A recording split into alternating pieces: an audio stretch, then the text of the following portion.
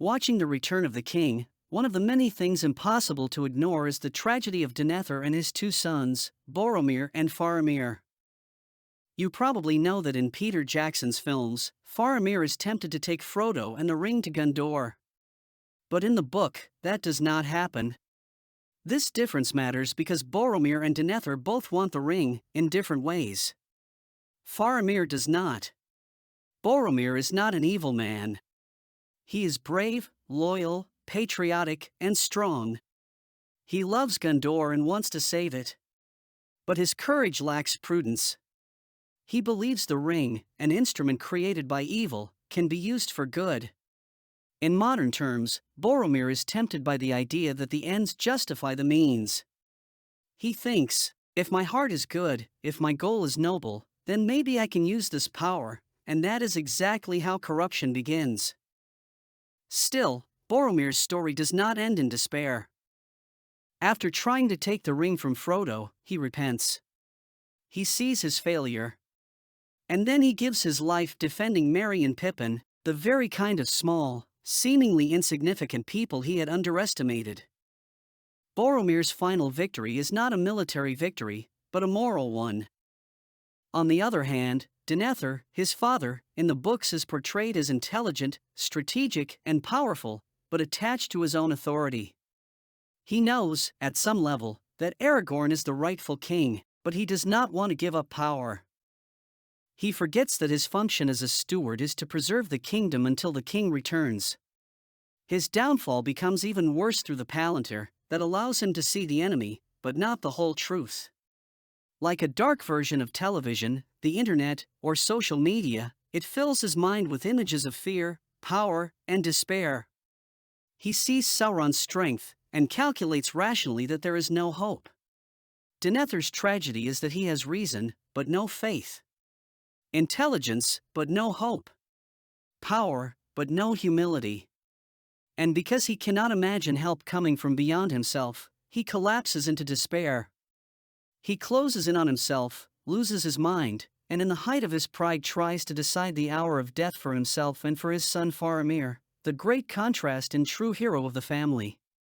He grows up under rejection, with the wound of not being seen by his own father. Yet, unlike Boromir, Faramir understands that the ring cannot be used for good. In the book, he says he would not take it even if he found it lying by the road, not even if Gondor were falling and the ring seemed to be the only way to save it. Because he knows that a city saved by evil is already lost. He knows that it is not possible to instrumentalize evil, and refuses power when that power would corrupt the soul of his people. As someone who fought in the trenches, Tolkien himself identified strongly with Faramir, who does not love war for its own sake, and fights only to defend what should be loved. As Tolkien, Faramir is also deeply connected to wisdom and tradition.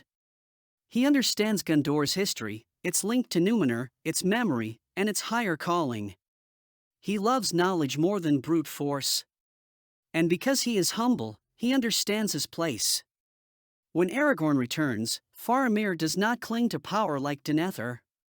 He recognizes the rightful king and accepts his role in the story. Humility becomes his greatness, and perhaps the most beautiful parts of his arc is the House of Healing, where Faramir meets Éowyn, another person wounded by war. She had sought glory in battle, wanting to prove herself through conflict. But in the House of Healing, both of them discover a greater glory, not the glory of death, but the glory of love.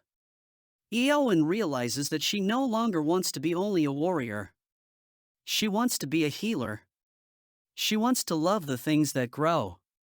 That is one of Tolkien's most beautiful ideas. True glory is not found in destruction, but in cultivation. Not in killing, but in generating life. Not in conquest, but in family, healing, memory, and the things that endure. And this is why Faramir matters so much for us. Most of us are not fighting a visible war like the characters of The Lord of the Rings. But all of us face an interior war. We can be like Boromir, tempted to use wrong means for a supposedly good end. We can be like Denethor, trapped in calculation, pride, and despair. Or we can try to be like Faramir, Humble, wise, faithful, able to refuse corrupt power, able to love what is truly worth protecting. Faramir teaches us that hope is not naive. Hope is the refusal to believe that darkness will last forever. And in Tolkien's world, even when everything seems lost, there can still be a sudden turn toward joy, a light breaking through when no one expected it. And maybe that is the lesson for us. Do not try to use evil to do good. Do not let fear make you hopeless. And do not seek glory and power, when true glory is found in humility, love, and the quiet things that endure.